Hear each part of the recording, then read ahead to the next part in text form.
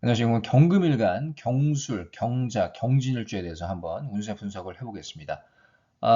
일단은 천간에서 갑경충이 발생이 됩니다. 그래서 편재와의 충이기 때문에 아무래도 재성적인 측면, 그리고 이제 남자한테는 여자 관계, 이런 측면에서 어떤 변화가 야기가 될 수가 있겠습니다. 그래서 어떤 식으로 운세 흐름이 진행이 되는지 한번 구체적인 분석을 통해서 알아보겠습니다.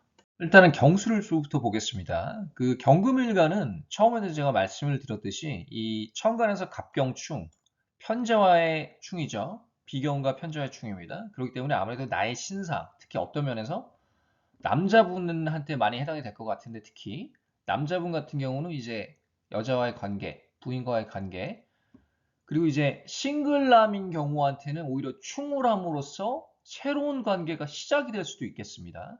그래서 이제 사주 구조마다 내가 처해 있는 상황, 내가 이제 싱글이냐, 기혼자이냐에 따라서 그 차이가 날 수가 있겠고요.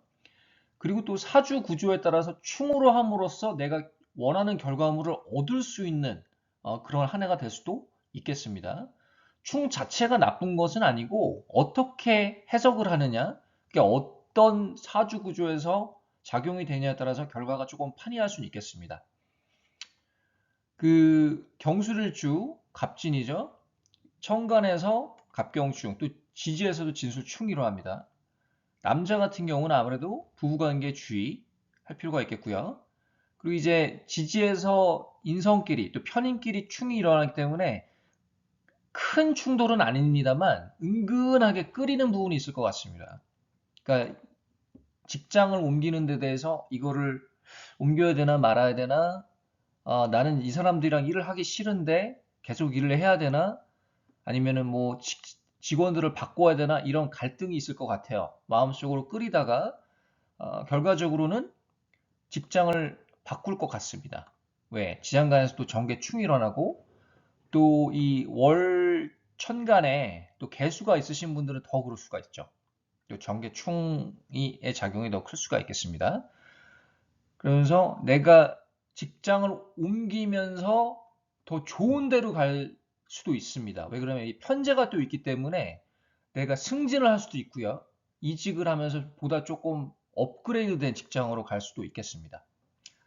이제 학생 같은 경우는 좀 내가 과를 바꾼다거나 뭐 이민을 가야 된다거나 그런 생각이 강해질 수도 있고요. 어, 학업을 내가 앞으로 어떻게 개선해야겠다는 그런 어떤 신념이 강해질 수도 있겠습니다. 그렇지만 이런 갈등이 있어도 결과적으로 봤을 때는 아무래도 이 재성, 특히 식상이 있으면 더 그럴 수 있죠. 식상 생재가 되면서 이 편제를 쓰고 싶은 마음이, 열망이 아주 강해질 수가 있겠습니다. 갈등이 있어도 목표 달성을 할 수 있는 해이다. 그렇게 볼 수가 있겠고요.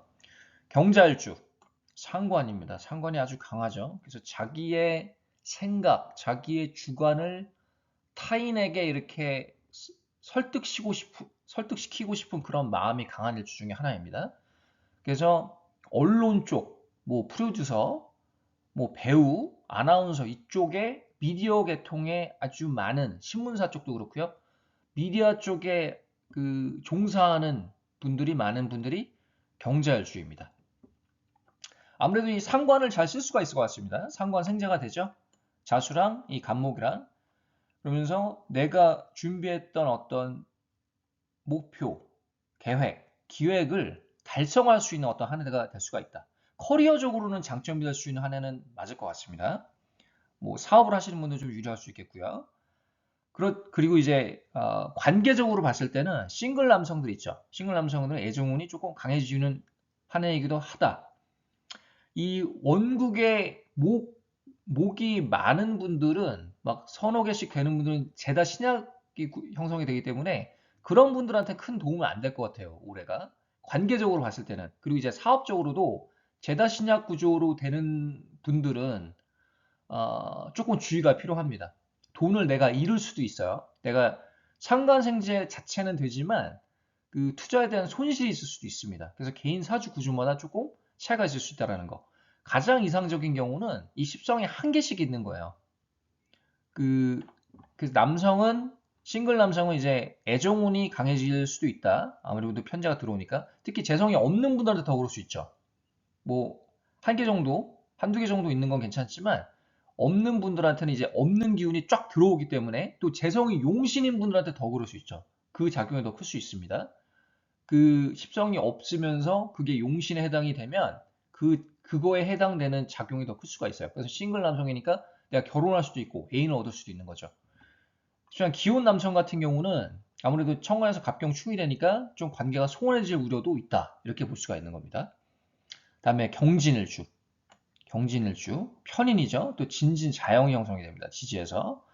갑경충은 마찬가지고 그 진진자영이 되면서 그 속으로 끓이는 부분이 좀 있을 수 있을 것 같아요. 이 마인드 자체는 이것저것 하고 싶다. 내가 뭔가 환경에 변화를 추구하고 싶고 이런 마인드가 발동을 합니다.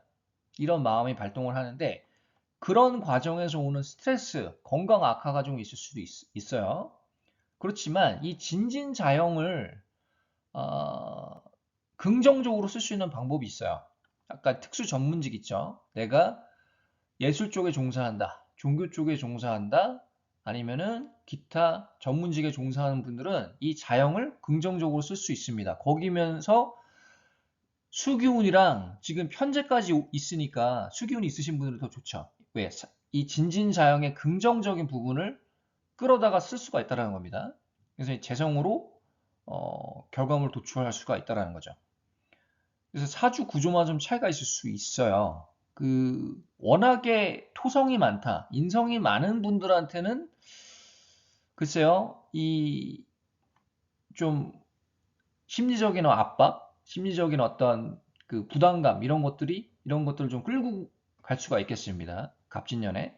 그렇지만 식상이 적절히 있고 또 이제 재성이 들어오기 때문에 아무래도 이 진진자영의 단점을 좀 최소화시키고 장점은 올려주면서 결과물을 도출할 수가 있겠습니다. 그래서 이 개개인 사주마다 차이가 있을 수 있어요. 이거는 제가